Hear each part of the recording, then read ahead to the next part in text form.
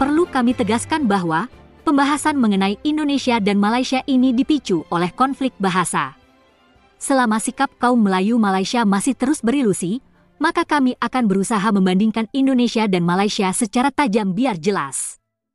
Karena Malaysia cenderung menafikan perbedaan ini dan kurang menghargai bahasa, bangsa, dan negara Indonesia.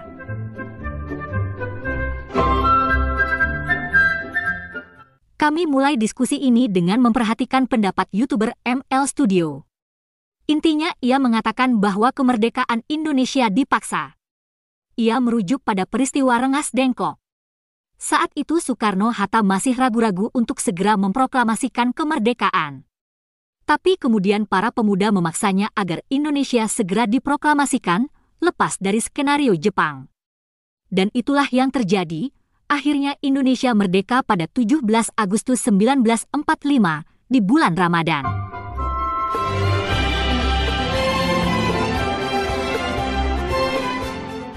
Kami tidak menolak pendapat ML Studio, hampir semua pendapatnya kami setuju.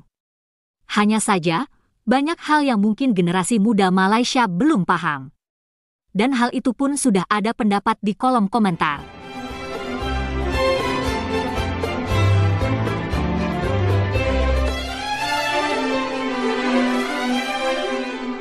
Memang tidak sesederhana itu, momen Rengas Dengklok tidak bisa dilepaskan dari sejarah yang lebih besar. Sejak awal abad ke-20 di Indonesia, saat itu masih bernama Hindia Belanda, sudah muncul banyak organisasi pergerakan nasional.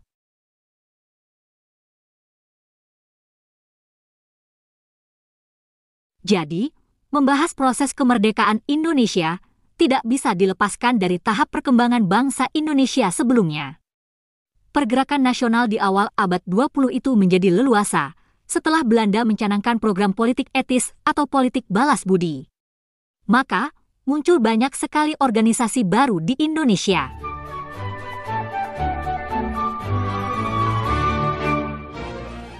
Hal itu juga dipengaruhi oleh berkembangnya berbagai paham besar di dunia.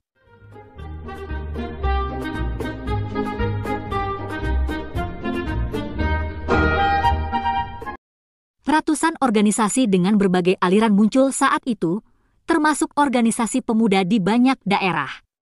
Dari organisasi-organisasi itu, yang amat menonjol antara lain Budi Utomo yang didirikan oleh para mahasiswa Stovia. Ada lagi Sarekat Islam yang dibentuk di Solo. Kemudian muncul pula Indische Partij yang didirikan oleh 3 serangkai. Berdiri pula Perhimpunan Indonesia yang didirikan oleh Hatta. Ada juga PNI yang dirintis oleh Soekarno. Berikutnya adalah Partai Komunis Indonesia, dan kisah PKI akhirnya berakhir setelah peristiwa 1965. Jangan lupa, di zaman pergerakan nasional juga berdiri 2 organisasi keagamaan, yakni Muhammadiyah dan Nahdlatul Ulama. Dengan berbagai perkembangan seperti itu, lalu memuncak lagi pada tahun 1928, yakni lahirnya Sumpah Pemuda, yang mengikrarkan satu nusa, satu bangsa, dan satu bahasa, yakni Indonesia.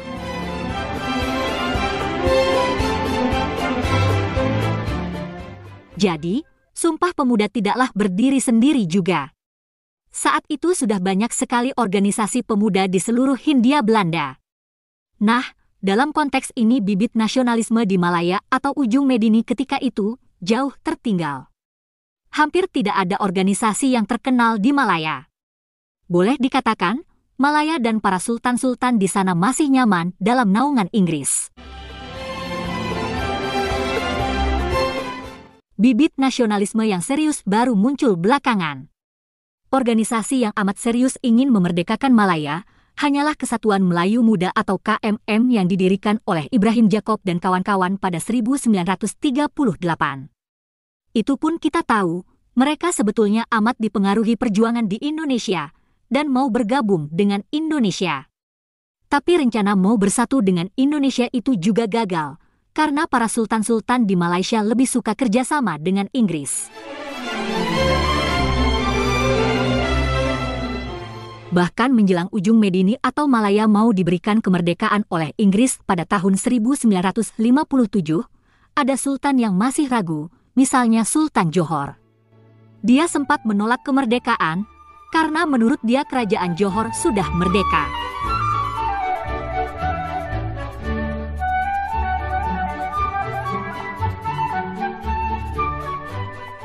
Itulah bedanya dengan Indonesia. Pergerakan dan revolusi di Indonesia amat dahsyat. Saking dahsyatnya, banyak sultan yang kemudian memihak perjuangan rakyat dan bergabung dengan Republik Indonesia.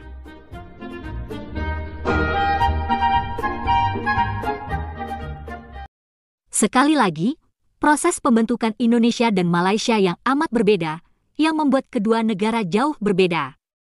Indonesia juga akan selemah Malaysia sekarang jika tidak melakukan revolusi. Negara Indonesia mungkin paling banyak melakukan uji coba bernegara. Jadi sudah kenyang dengan pengalaman sekaligus pengorbanan. Tanpa revolusi dan perjuangan, bangsa Indonesia tak akan terbentuk. Bangsa Indonesia merupakan keajaiban karena bisa bersatu dengan prinsip Bhinneka Tunggal Ika dan memiliki satu bahasa, yakni bahasa Indonesia yang amat hebat. Sekali lagi, sebuah keajaiban mengingat wilayahnya yang luas dan perbedaan budaya sekaligus tingkat peradaban di setiap daerah. Negara Indonesia juga amat solid dan kuat karena memiliki dasar Pancasila, berbentuk kesatuan republik dengan sistem presidensial. Bentuk dan sistem negara ini pun sudah teruji, karena dulu kita pernah mengalami era demokrasi parlementer, yakni pada tahun 1950-an. Mirip seperti Malaysia sekarang, setiap hari saat itu gaduh politik. Perdana Menteri baru dilantik pun mau buru-buru ditumbangkan lagi. Saat itu, dalam 9 tahun kita memiliki 7 Perdana Menteri. Nah, kita juga pernah mengalami era negara Indonesia Serikat atau RIS, walau hanya sekitar 8 bulan. Bentuknya federasi, mirip-mirip juga Malaysia sekarang. Jadi masing-masing daerah menjadi negara bagian, yang umumnya negara bentukan Belanda. Tujuannya tentu saja, agar Indonesia mudah didikte oleh Belanda, dan tak bisa menjadi negara yang kuat.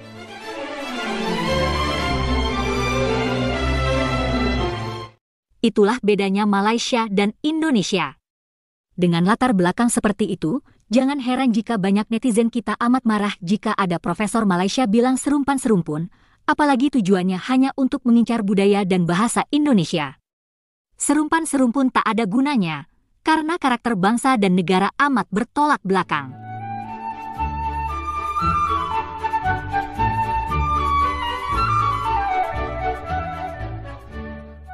Terima kasih guys, sudah menonton video kami.